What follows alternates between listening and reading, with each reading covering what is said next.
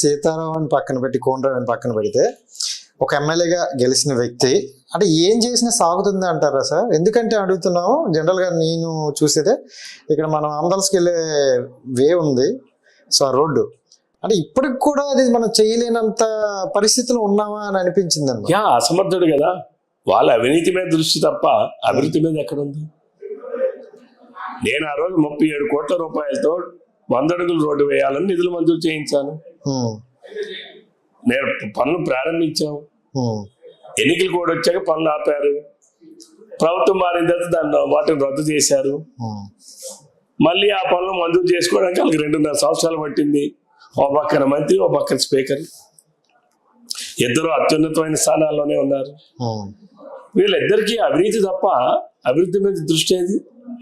10 కిలోమీటర్ల రోడ్డు పూర్తి చేయలేటువంటి డమాబుచ్చల సీతారాం రేపు నియోజకవర్గంలో ఏమని ఓటు అడుగుతారండి? సీతారాం అవినీతి వల్ల ఆ కాంట్రాక్టర్ దగ్గర 1,30,00,000 రూపాయలు ఆ కొడుకు పెళ్లి చేయడానికి డబ్బులు తీసుకున్నటువంటి వ్యక్తి నీచుడి తమ్మినేని సీతారాం. సీతారాం అవినీతికి ఎన్ని కుటుంబాలు బలయ్యాయో తెలుసా? ఇప్పటికి 27 మంది చనిపోయారు ఆ రోడ్డు మీద. 200 పైబడి క్షతగాతులు అయిపోయారు. కాళ్ళు ఇరిగిపోయిన వాళ్ళు, చేతులు ఇరిగిపోయిన వాళ్ళు, మెడలు ఇరిగిపోయిన వాళ్ళు, నడుము ఇరిగిపోయిన వాళ్ళు, లేవలేని వాళ్ళు ఎంతమంది ఉన్నారు? కేవలం సీతారాం అవినీతికి బలైపోయారు. ఆ కుటుంబాలకు ఎవరండి రక్షణ? అంటే వీళ్ళ అవినీతికి ప్రజలు బలి కావాలా? వీళ్ళ అవినీతి దాహానికి ప్రజల తాలూకా జీవితాలను పణం పెట్టాలనా? ఈ రోజు నేను ఎన్నో రోడ్లు, గ్రామాలకు లేనటువంటి రోడ్లు నేను నిర్మిస్తే ఈరోజు ఈ ఇసుక దోపిడీ ఉన్న రోడ్లన్నీ కూడా ఈరోజు పూర్తి నాశనం చేశారు. కాబట్టి సీతారాం ఏం ముఖం పెట్టుకుని అడుగుతాడు? జగన్మోహన్ రెడ్డి అయినా సీతారాం వీళ్ళిద్దరు అసలు ఏం ముఖం పెట్టుకుని ఓట్లు అడుగుతారు? ఏం చేశారని అడుగుతారు. సింపుల్. మీకు ఒక్క మాటతో తెలుస్తా. తెలుగుదేశం 2014-2019 వరకు మాకు వచ్చినటువంటి ఆదాయం, ప్రజల పన్నులు, ట్యాక్సుల రూపంలో వచ్చినటువంటి ఆదాయం 7 లక్షల కోట్లు. మేము చేసినటువంటి అప్పు 1,30,000 కోట్లు. అంటే 8,30,000 కోట్ల రూపాయలు మా మొత్తం ఆదాయం. 8,30,000 కోట్ల రూపాయల్లో మేము సంక్షేమానికి 134 పథకాలు పెట్టి 18.4% నిధులను సంక్షేమానికి ఖర్చు పెట్టాం. జగన్మోహన్ రెడ్డి ఈ 2019 నుంచి 2024 వరకు రాష్ట్ర ఆదాయం 10 లక్షల కోట్లు. ఆయన అసెంబ్లీలో పెట్టిన బడ్జెట్ అది. నేనేదో రోడ్డుకు వచ్చింది చెప్పింది. ఆయన చేసినటువంటి అప్పులు 12,50,000 కోట్ల రూపాయలు. ఆదాయం ప్లస్ అప్పు కూడా ఆదాయం కదా. మీరు అప్పు తీసుకొచ్చి ఖర్చు పెట్టామంటే ఆదాయం కదా. 12,50,000 కోట్లు, 10 లక్షలు, 22,50,000 కోట్లు. జగన్మోహన్ రెడ్డి ఎంతవరకు ఎంత ఇచ్చానంటున్నాడు? 2,60,000 కోట్ల రూపాయలు పంచానంటున్నాడు. 2,60,000 కోట్లు తీసేస్తే 22,50,000లో ఇంకా ఎంత ఉంది? 19,90,000 కోట్లు. జీతాలు, నాతాలు, టీఏలు, డిఏలు ఇవన్నీ కూడా 13,000 కోట్లు తీసేద్దాం. 13 లక్షల కోట్లు తీసేస్తే మిగిలిన ఉన్నటువంటి రమారమి 6 లక్షల కోట్లు ఎక్కడికి వెళ్ళి ఏమయ్యాయి చెప్పనండి జగన్మోహన్ రెడ్డిని. ఆ రోజు మేము 1,30,000 కోట్ల రూపాయలు అప్పులు చేశాం. చేసి 22,000 కోట్ల రూపాయలతో 10,000 మెగావాట్ల కరెంటును ఉత్పత్తి చేశాం, ఖర్చు పెట్టాం. రాజధాని నిర్మాణం కోసం 16,000 కోట్ల రూపాయలు ఖర్చు పెట్టాం. 65,000 కోట్ల రూపాయలు ఇరిగేషన్ ప్రాజెక్టుల నిర్మాణం కోసం ఖర్చు పెట్టాం.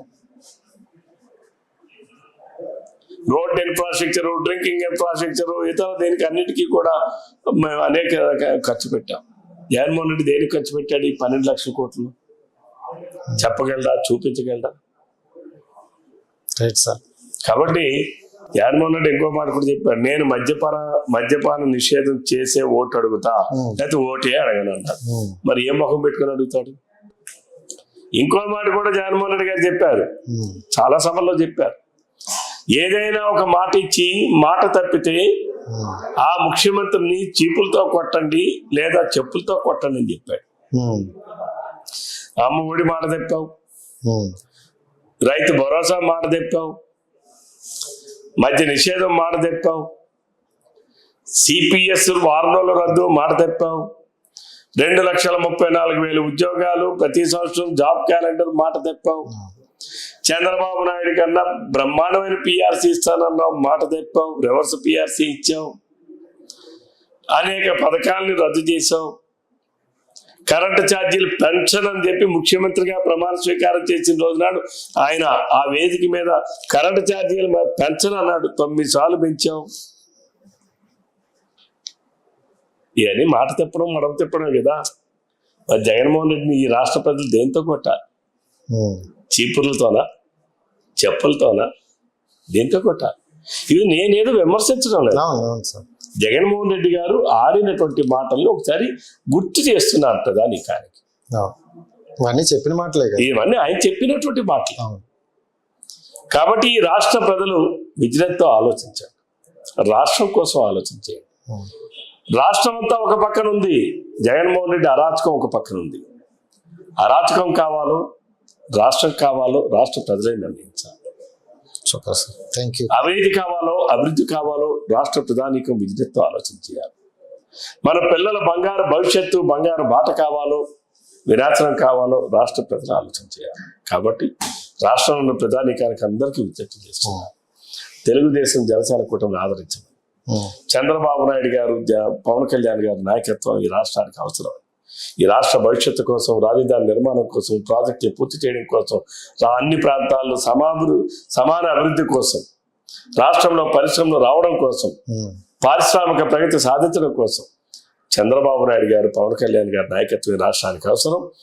రాష్ట్రంలో ఉండేటటువంటి ప్రతి ఒక్కరు కూడా ఆ దిశగా ఆలోచన చేయాలని, ఆలోచించమని ప్రతి ఒక్కరికి కోరుతూ సెలవు తీసుకుంటాం. Thank you so much sir, మంచి వాల్యుబుల్ వర్డ్స్ అయితే చెప్పారు. అండ్ మీతో మాట్లాడాల్సిన ఇంకా చాలా ఉన్నాయి, బట్ మీరు గెలిచిన తర్వాత నాకు మళ్ళీ ఇంటర్వ్యూ ఇవ్వాలి, అప్పుడు ఇంకొన్ని విషయాలు మాట్లాడుకుందాం. So thank you so much. Right, చూసారు కదా గైస్, ఇది ఈ రోజు ఇంటర్వ్యూ. నెక్స్ట్ ఇంటర్వ్యూతో మళ్ళీ ఇక్కడ దొంతవరకు సైనింగ్ ఆఫ్ మీ రాజేష్. Bye bye.